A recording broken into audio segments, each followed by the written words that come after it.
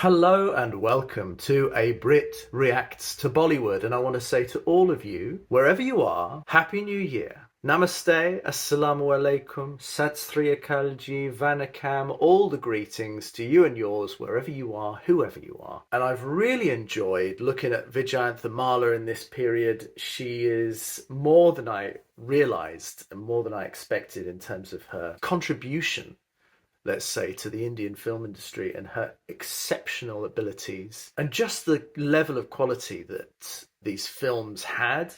Particularly this film, of course, Amrapali, which I think has to be considered a landmark in Bollywood films. Just the sheer talent and the sheer care that's put into every detail of this. Now, somebody suggested a song from my last video, which is another song from this film, which is TADAP YEH Din Raat Ki. The singer is Lata Mangeshkar. Lata Mangeshkar appears to be, she's like oxygen in all of these films. Like, she's so often used. It's exceptional. It's unbelievable. Such a curious thing. It's like having a huge musical star voice virtually every film in the film industry. It's such a curious thing to Westerners, her great era. It's Sunil Dutt, it's VYJAYANTHIMALA, it's the same film, the same plot. I understand that the Ajanta Ellora caves are an inspiration aesthetically, visually, artistically to a lot of this film. It is a harking back to this great ancient era of Indian history that we have a taste of, not a clear picture of, from my understanding. So this is based on that. And of course, it's about Amrapali. She has this relationship with the Buddha. She's in the Magadha Empire. She has the emperor fall in love with her. The character is mentioned in Pali texts and Buddhist traditions. It's a landmark film in the Indian film industry. It's a really interesting plot for a film, and I think that kind of historical film is particularly popular, certainly in Hollywood, and I imagine in Bollywood as well. Let's see what this song has to say for itself.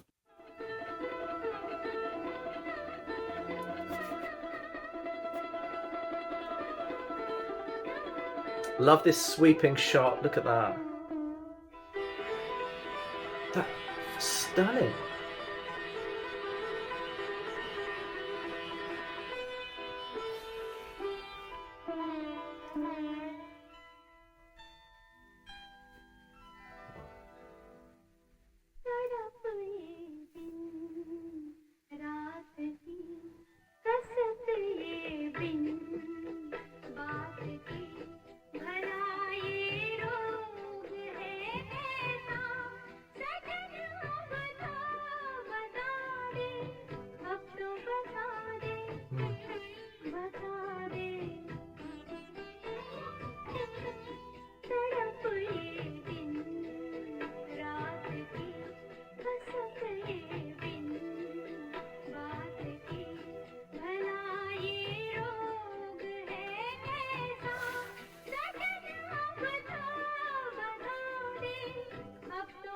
Oh, sublime.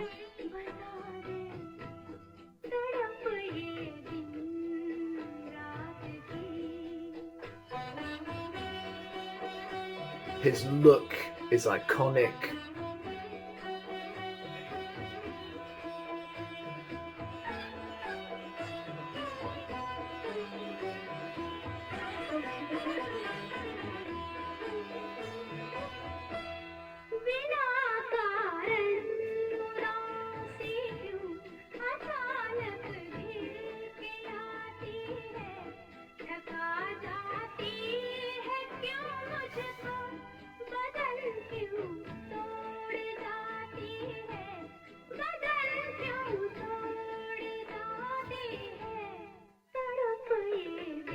An iconic shot.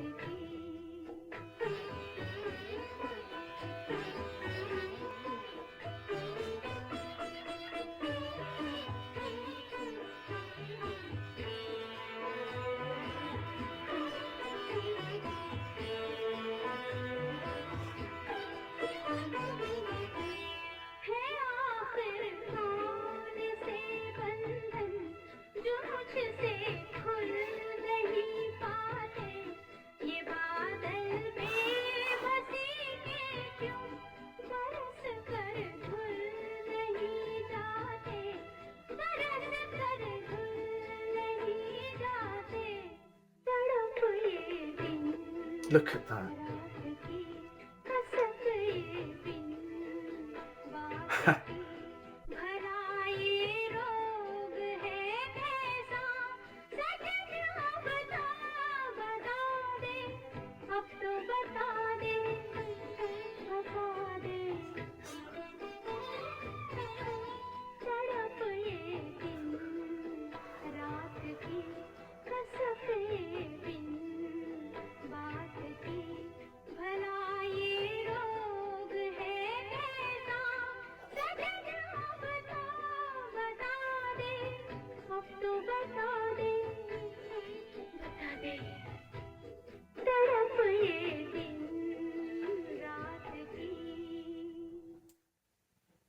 This is a once only experience. To see that for the first time. Yeah, this is one of the great films of the 20th century, I think. What's so interesting is there is a quality to the film stock and the lighting. There is a warmth and almost a fuzziness to that era's film footage. And it could just be the way that they planned it. It could be a happy accident. It could be the nature of technology at that time. There's a warmth. And even in that last shot of her almost, she is almost out of focus. And as you come, it's like the jewels and the pieces of her headdress, her bindi, I think, all those things are glistening. They're sort of super present. They're glowing. They're shining. And her face is almost lost in this misfocus. And then it comes closer and closer and you see her eyes and her expression much more clearly. There's shots like that which make it unreal, super real, historical. It really is like seeing a picture from another time or looking back into another era. It's very powerful. And even those opening shots where she's looking down into the waters and the lights are reflecting from the waters onto her. It's so gorgeous. And more than that, it shows that they're in a sort of transcendent experience. They're in a transcendent place.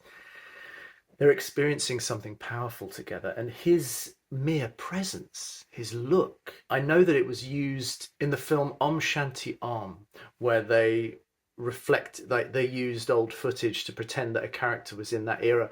That shot of him was in one of those iconic shots. That shows the level of respect and admiration and appreciation that people had for that particular film. I think there's something really powerful about it. Sometimes when a film is put together, it has all of the ingredients that work and it is somehow blessed to be a whole beautiful artwork.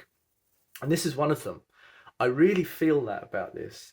The song itself transports you. It takes a lot of courage, a lot of confidence and skill to be able to create a song as a video, as a part of a film, which has such a slow pace, which has such a leisurely pace, which has a particular energy about it that isn't trying to rush through the song. It's not trying to dazzle you with lots of images and lots of different things to keep your attention going, which is often what happens nowadays in films that are desperate to keep our attention, usually on streaming services, because they know that we could turn off at any minute rather than leave a cinema, which is not something people would do ordinarily. This is different. This is a slow, leisurely progress.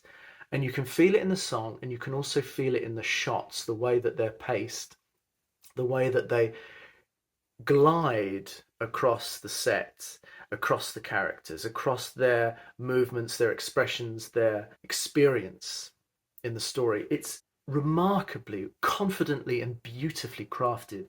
What else can I say? What else can I say? I mean, I could do a whole review of the film, but I think it would largely be along these lines. Her presence, her glory, her beauty really match Lata Mangeshkar's voice. I think it is that beautiful confluence, that blessed confluence of the top beautiful skills, creative artists, influences to create something that is sublime, that is beyond ordinary, and this is a true piece of art. It says that Shah Rukh Khan's Red Chillies Entertainment owns the rights to this film. Wow, what a thing to own.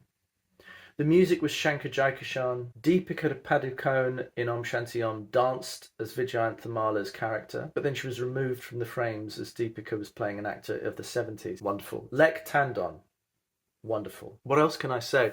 What would you suggest to me after watching this? What else can I see? What a film. All right. I hope you're all having a wonderful new year. I wish you all a wonderful 2025. I appreciate you all. Be easy on yourself. Be kind to yourself. I am your Brit reacting to Bollywood. I wish you all a wonderful weekend. Chin chin, cheerio.